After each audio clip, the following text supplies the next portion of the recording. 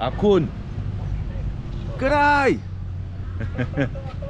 And welcome to today's vlog. It's my last day around the Angkor complex today, and I'm just going to take you around a couple of tours of some of the temples that are in a very close proximity, and I will give you a full itinerary and list of where I'm going. But this one is the south gate. East. This is the east gate into Banteay, Kdei, yes, which is a 12th century building, which is Buddhism. Yes. Akun Tran. Cheers, guys. Ah, man, cool. Those guys, they were really cool. They really were. I like it when people give you information no one else does. You all know that they all know who I am by now, and they all know my tuk-tuk driver, and they all are radioing through to let them know that I'm coming, so they can monitor me. And so what I've said, when I've come in today, and they say, oh, your last day, they're all really happy that it's my last day, and I've said, no, I'm going to buy another ticket, so I have 5 more days. Yes. That's just me winding them up. And that's what I said to that guy. Our last day. I said, no, I'm going to buy another 5 ticket. And he suggested, oh, change your tuk-tuk driver, because like I said, they're not very good with people, but they all know the tuk-tuk driver, right? So that was really good information that he told me. That it's like there's a mix of people in them all. There's good people and there's bad. There's almost like a civil war going on here, to a point with regards to how, if the people are embedded into the system, like the nippy guy, tour guide, just a tour guide, took it upon himself. I saw him yesterday, and he told me he was actually surprised. I've actually got a clip of him walking away where I've recorded him, because he actually said, oh, I'll call the police and all this. He didn't need to do it, it's just a tour guide, and he's sent round. So it's basically like there's a civil war, because I've been meeting tour guides and I've been meeting security guards and whatever as they're following me. Some are really on it, and then others are not. Like those guys just there, he said, change your tuk-tuk driver, and there's no security there. He's not part of the clan, if you know what I mean. He's a good guy. They exist everywhere, man, good and bad. So here we are now going in to Banteay, Kdei, which is, I think there's a bit of reconstructing work going on. Got to embed that name in my head. So reconstruction, as soon as you start doing reconstruction, you are actually destroying, because you know everything. You know what I used to do for a living. I used to do a bit of reconstructing, but it's like you say, anything of any value, of any sort, you've got to leave it with its patina on it, mate. You know, don't go and restore it. People do restore stuff, they take it back to the original, but they're just wasting their money and time, because you can, oh man, you ruin the patina, the age. You take it away. But oh man, again, all these tree roots, oh, it's a wicked place. I say, just walking around the place, man, it does put me in the mind of I know I said jokingly, but it does put me in the mind of Gondor. Is it Gondor? Yes, certainly does. It's really got that Gondor look about it, you know. Oh man, but I could imagine what it would have been like with all the ivy, the greenery, the moss and everything that would, oh man, been over it. Oh man, it did suffer. This place was burnt, not burnt to the ground, by the way, but by the Cham people, the Vietnamese, when they come in, I forget what century, but they burnt the whole place down, and that's why all the wooden buildings are long gone, you know.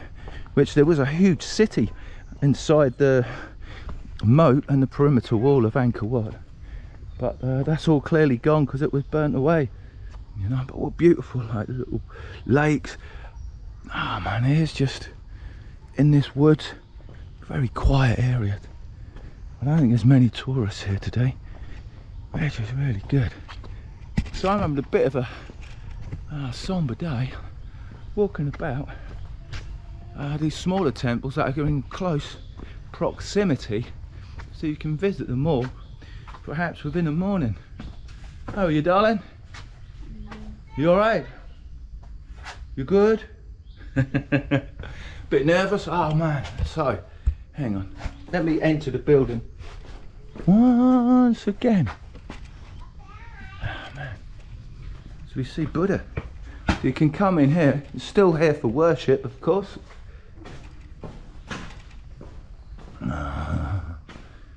Whoa, looking cool. Oh man, that's had its. Oh man, that's had its arm glued on. That's a security guard now. That's it. Radio and 3. Oh man, they just don't want you. Oh, look at it. Just talking about. There's another security guard through there. On the phone to the security guard just here. And all these trees, exactly the same as. Oh man, where I was yesterday. Look at him. They're all, that's mobile phones for you, mate. You're all wankers. You fucking mobile phone, fucking bollocks. Still, you know, it is what it is. Have I got to climb through a window?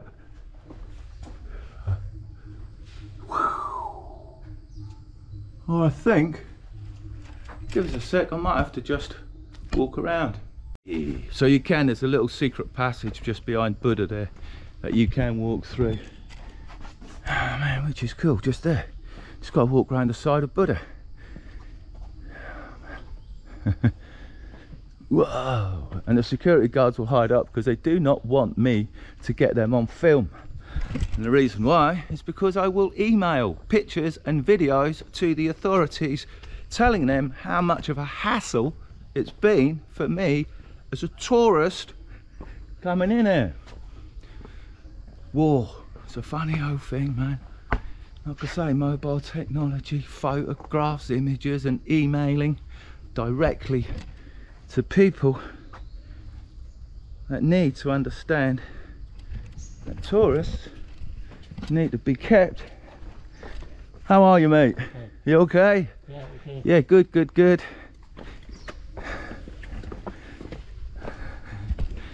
Got to treat your tourists with respect, because otherwise they might complain to the authorities, and that would only cause more issues for people's employment. What a wicked looking spot.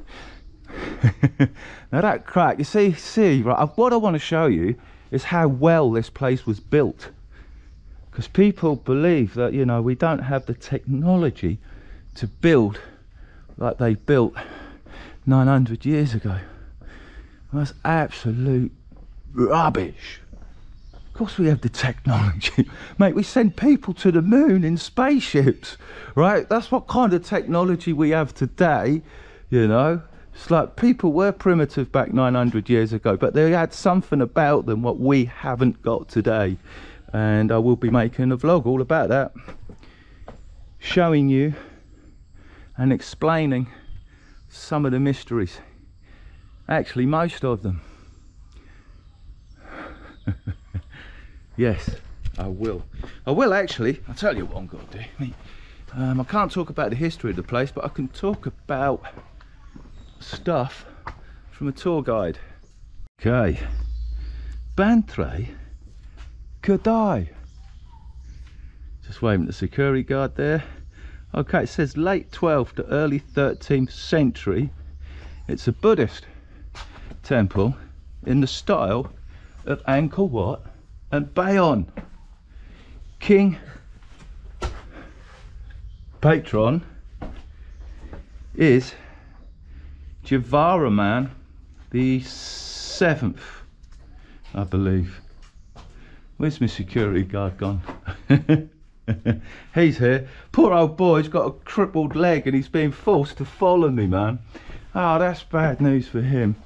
But sprawling largely unrestored monistic complex in much the same style as To Prom. It was originally constructed over the site of an early temple and functioned as a Buddhist monastery until Java Man, what is that, a V+2, 7? As with other works of Java Man the 7th era, in tightly packed architecture muddle, which like Bayan suffered from several changes in plans at the time of construction. Okay, but as you can see, oh man, it is awesome. Wicked spot to just walk around and look about.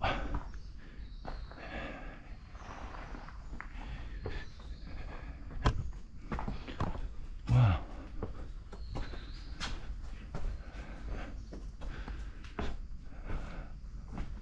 And it hasn't, like I say, it's largely been unrestored, and the gaps you see in the bricks, they have been caused by earthquakes. That is, you can imagine there's been lots of earthquakes in the area, and the stone, the volcanic stone on the bottom, is obviously due to volcanic eruptions. And that's what this place, the whole complex has been built. It's been built with that lava volcanic stone, and then it's got sandstone fascias on the inside and the outside.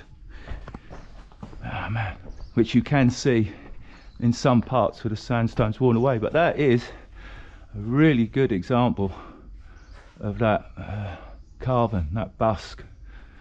That is a really good one. I think that's Shiva. That is a really good looking one. Okay, we venture on. There's a couple more there I'm kind of looking at. Oh, man. Yes. As we venture through, it is something. Like I say, I thought that was a mirror for a minute with my hair down. No, no, no.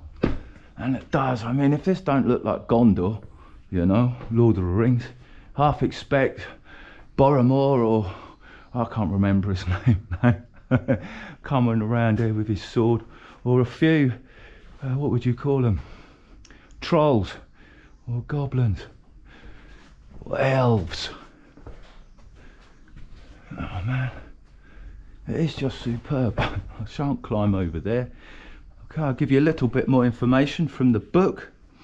It was also built using inferior grade of sandstone and using poor construction techniques, leading to much of the deterioration visible today.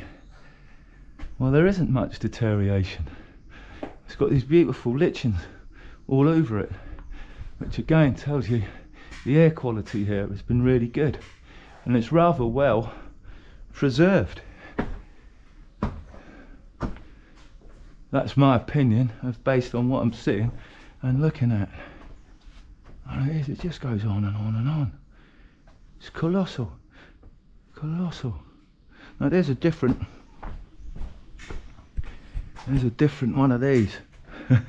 I say I'm not into my religions and haven't done much research, but I know that one with the arms, there's something different with this one.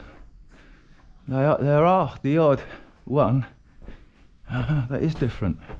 You guys will know who they are. I don't. This guy here with the sword, wow, this must be a warrior, and his feet pointing both one way and the other way, where the other feet are usually pointing the same way. That one is Shiva, I know that, but that's the only one I know, funny enough. Oh man, but they are wicked. Just the contrast of the colours as you look through that depth. Oh man, wow. And you can see as well how well, like I said, reading from here, it said it was poor construction, but it's not. You look at the construction on here and how well these blocks are put together. There's hardly any. Oh man, it is. You can imagine 900 years of war, eruptions, volcanic or whatever, earthquakes, and those lines, how they've put them together, are pretty incredible compared to ones that have been done in the last, decades or so. Okay, a restoration project is underway on many of the towers and the corridors. Where I now first went to one of the corridors or towers coming in, that's fully under construction and blocked off, but I did do some film work there, and you will be able to see the difference between the workforce of today as opposed to a workforce almost 1,000 years ago, which is very, very relevant. And you can see again this great big separation of the stone. That's due to earthquakes and nothing else. The foundation of the temple has not been found, so there is no record to whom it is dedicated. The 13th century vandalism of Buddha images that is seen on many of the temples is quite apparent on Banteay, Kdei. Combined with a visit to Shrang, I might be going there next if it's close by, which is the opposite to the east entrance. And that really is what the tour guide says. Oh man. But the carvings or the busks, they are really, really good. I mean, really good. Okay, that one's been sabotaged, but I'm just looking to see if there's one that is out of place. There may be, but then again, there may not be.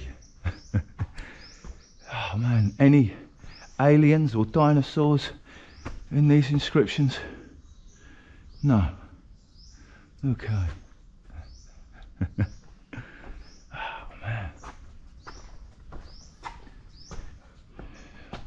And the cloud is getting better. It was really dark and grey when I come out this morning, but it now looks as if it's getting better. Oh, that tree. Oh, I'm drawn. Drawn to that tree. I'll go out this exit and come back and look at that tree. Oh man, really cool, really cool. Now one thing is, it's good looking at these balustrades. I'll point something out to you, because you can see, like I say, they say it's under poorer construction. I reckon they try to build it a bit quicker. So if you look at the balustrades here, they're not perfect.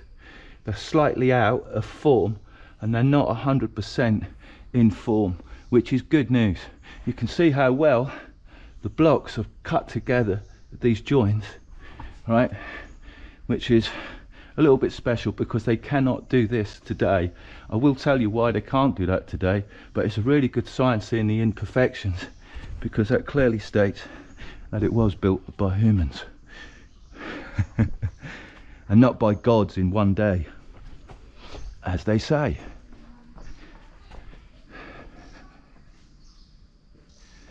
Oh man, I'm looking, like I say, this wall is being really welled up by that oak, which is good news. I'm still looking for something out of the ordinary. You just don't know.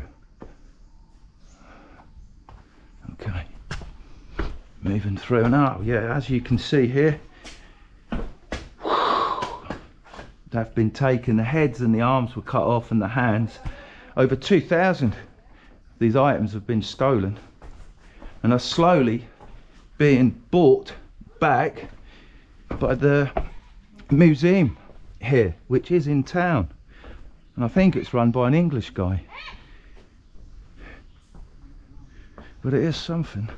Like I say, these trees, oh man, the root goes right under here, look. Massive roots coming up, massive, which is, like I say, look at that.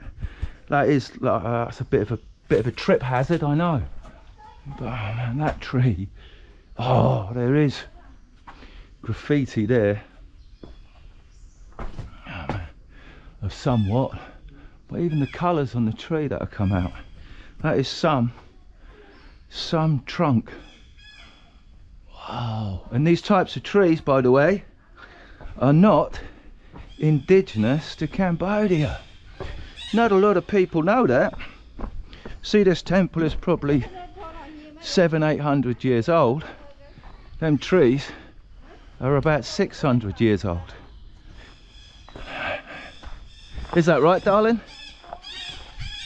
But look at the roots on there. That is awesome. That really is. That's proper elephant foot tree. I'm still having a quick look to see if there's any of these guardians, I think they are.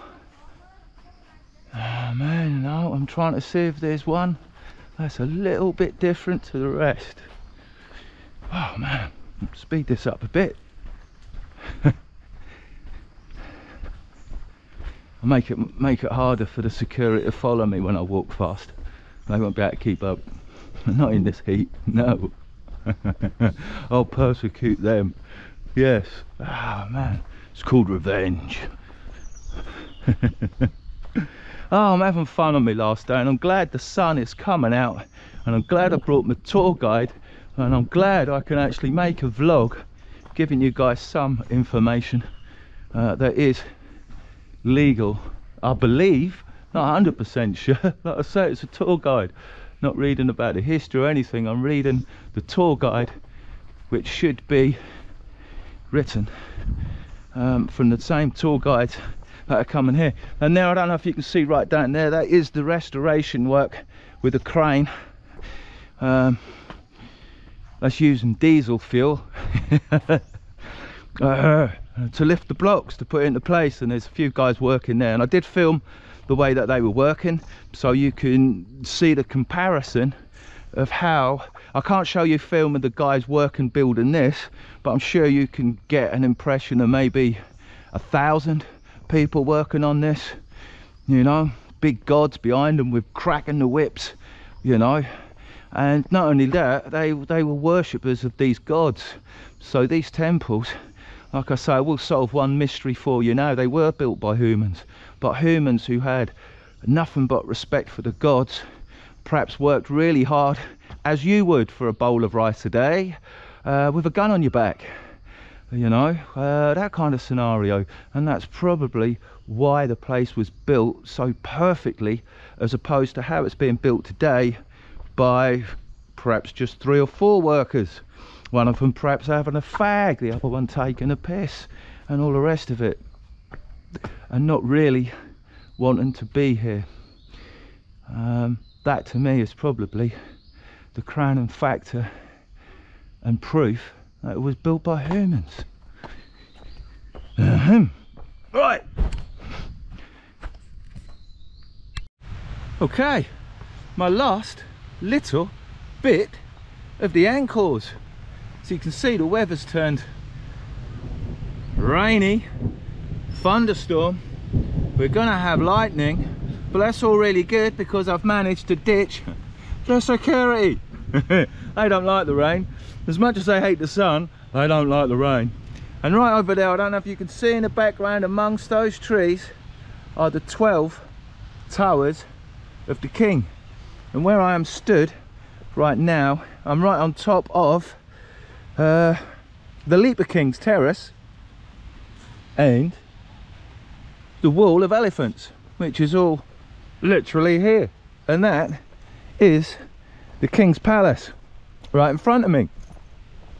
So as there's no one about, I can tell you the story, well, the mythology, the king's palace, which is what I like. Now I hope this is the right place. I say that because it's difficult to find out the right information, but as the story goes, the king was forced to sleep with a serpent in here in this temple. He was. If he didn't sleep with the serpent, he would probably become ill, or they wouldn't have any crops, or I don't know, everyone would run away, there'd be disease, there'd be disaster. And so the kings used to have to come and sleep with the serpent every night. Some nights the serpent didn't turn up. The king would have been a bit let down, you know. Now there's a little, I don't think there's much more to the story than that, that's all it is, but you know, I think that's been used in a film. I know I've seen a film where some guy, a king, to keep his strength, used to come, I think he'd have to murder somebody he loved, kill him, and then come and sleep with a serpent, or give that person to the serpent to keep his strength. I don't know. I'm going to try and think. I can see the film, the images in my mind, but I'm trying to, I don't think it's a Marvel film. But it may well be. I am trying to think of what film that is. Maybe someone will let me know in the comments. I just can't remember. Oh man. But there's a wicked spot. As I walk through, as there's someone in there. Alright, the light's coming the other way. So let's just have a little look at the King's Temple. Wow. I'm trying to see where he's. Oh man. Ah, this is the entrance to the King's Temple. That's what I thought. As we walked through, I thought there'd be a lot more than this, just little tower. Thought it'd be a lot more, but as it's pissing down the rain, I don't know how much more I'm gonna see. Excuse me, buddy. Cheers, thank you. Ah, so that's where he would have done his shagging. Ah, which means I've got to walk all the way up there. In the rain and the thunder, and then try and get back to my tuk-tuk guy before it really do piss down, which it will. Oh yeah. I'm here. It's a bit wet on the feet. There is a natural waterfall, and I'm hoping there's man, I thought I was just going to run right up to there. There's a bridge, it's obviously been taken away. Oh, and the moat is in place, so you cannot enter to the King's shagging quarters. That's where he did a little bit of interspecies relationships with the Naga. I see one pillar over there that's been added with some stone, but that's otherwise than that, that is pretty much untouched with that greenery growing through. That is pretty good looking King's Temple, where he did his shagging. That's what he did. He shagged. He had. He shagged Nagas. I think, I don't know why, but that's probably why there's loads of Nagas everywhere. They're the seven-headed snake-looking thing, which is a serpent. But they actually are not a mythological creature at all. They are real without the seven heads. They exist, and they are a serpent, and they have one head, and they're very much alive today, even though they're extremely rare and very, very difficult to find because they live in really, really deep water. But they are real. They're not a mythical creature. That is the serpent. And when you see the dragons, what everybody think of dragons, they go, are they a dragon or are they a snake? They're neither. They are that exact same serpent. Naga. Naga, I think, is in Thailand the name that they call the dragon, but it's just they are alive today. Jeremy Wade, I'm sure he's that fisherman guy, I'm sure he did a show on it, River Monsters or something, and he actually did, oh man, gain footage of one in really, really deep water. And they're quite something. They're like they're almost translucent looking things. About, well, you can imagine what they'd be like, really long, serpenty looking. Oh man. So I'm walking and talking, I hope I don't get my feet soaked. As you can see, there's natural this water is making natural waterfalls towards these lakes. Oh, but it is good. I've got background noise of the birds, I've got a bit of thunder and echoing in the background, and I've got the rain, and I've got me yapping. What a contrast. Wow, so it's not been a bad day today. The security guards and the tour ops haven't been as persistent as they have in other days, but I have told them, I put some emails. I've scared them off, is what I've done. I've scared them off. That's exactly what I've done. When I was telling one girl coming out of the last temple what I'd done, her face was like, you could see the fear in her face, you know, and I thought, well, you know, you do what you do. Do you know what I mean? Just be a bit more respectful in future. So I've put it into them. They won't learn. They never will. Ah man, wicked. And neither will I. I ain't ever going to change. I am all being, all singing, all dancing. YouTuber. But what wicked pools, man. They're really cool. So, like I say, it's brilliant, awesome landscape. And all the temples, the reason why you can see, I'm really glad I went to that last one, that was poorly done. Obviously that king or prince whose temple it was obviously skint. That's a massive reference to all these cities that were built, because that's what they are, they're cities. Angkor just simply translate to city. That's it, that's that simple. Man, I like things when they are that simple. There's no need to spin yarns or whatever. But yes, I just thought I'd have a little look through there before I now head back. I think I'll say something. Yes. So all these temples, say they were built over a 300-400 period, and basically it was when a king came to power or a prince or whoever took over, they then went and built their own city. And it's from that you can tell by simply everything here, all the evidence, all the proof, all the facts, everything that you want to know about all the Angkors is within the city buildings. Every single one of them, they all tell a story, and everything is there to be seen. Just need to interpret it correctly. And so every single one, that's why I like Angkor. Well, obviously the king, that top king, was so rich, he built something major, grand, and then of course when his son came to power, he wanted to outdo his father and built that bayon to make it even more elaborate than the Angkor Wat. And that's basically what it is. Some of them are big, some of them are small. It just depends on how much money or what the wealth was in the city. Some that you can see where they obviously went for a bit of a recession, and then some obviously didn't. So I've had a good walk around there, just looking at the stuff to see if I can get some good photographs in the wet regarding the grain on the stone, because if you ever photograph stone, correct stone, you will get the best light from rainy weather. Whew, I learned that from photographing churches in Great Britain or England, because of the grey, oh man, and the stones that were used, the old York stone and stuff like that, then they look really good when they're wet, and you get that grainy atmosphere, as you kind of getting it here, but nothing's really floating my boat, not really. Whew. So 5 days of trudging around here, it's been cool. Would I stay another 5 days? Well, I would. I haven't really got much more to do or talk about. There are a few other ones I'd visit, but that was the matter. I just wanted to get that story in about the king shagging dragons. The dragon shagger king. Right, I need to go and see my tuk-tuk man.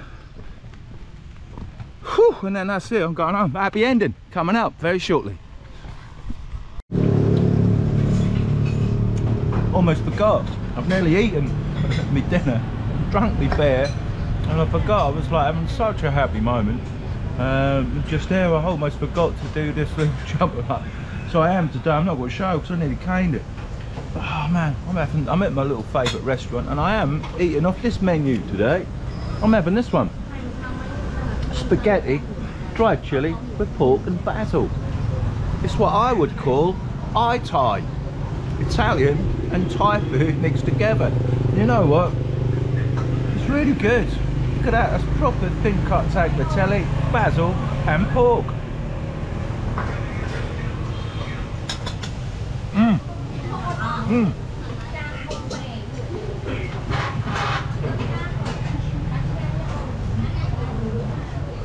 That was really good. And also, in true Italian form, we do have the tomato puree residue. You have any Italian food, spaghetti bolognese, lasagna, whatever it is, you're always going to get that tomato. That's the oils coming out of the tomato puree, so that's the residue. It's really hard to get rid of. But anyway, so that's me. I drunk my beer, so I can't really cheers you, so cheers anyway. Thanks for watching, putting up with today's vlog. I actually enjoyed making today's vlog. It was alright. My last day around the temples got rained out, and yeah, that was alright. But for those people who like a real happy ending, right opposite the road, she's gone now. Oh no, she's hid up. She's hid up, but right over there is a Champe's hand massage and spa. I'm guessing, I haven't been in, so I don't know, but I'm guessing that's a proper happy ending. Oh man, I've got this food, it's so good in here, and it's so cheap. It's like between $2, $3. They even do a chicken steak with chips and all that for $5. So if you remember where it is, if you come to Siem Reap, this is my little spot. I always find a good spot where everything is good, clean, good service, good staff, and the food is good as well. And I need to be good grub. So I won't run down any more. So thanks for watching. Stay at the end, and until next time, au revoir.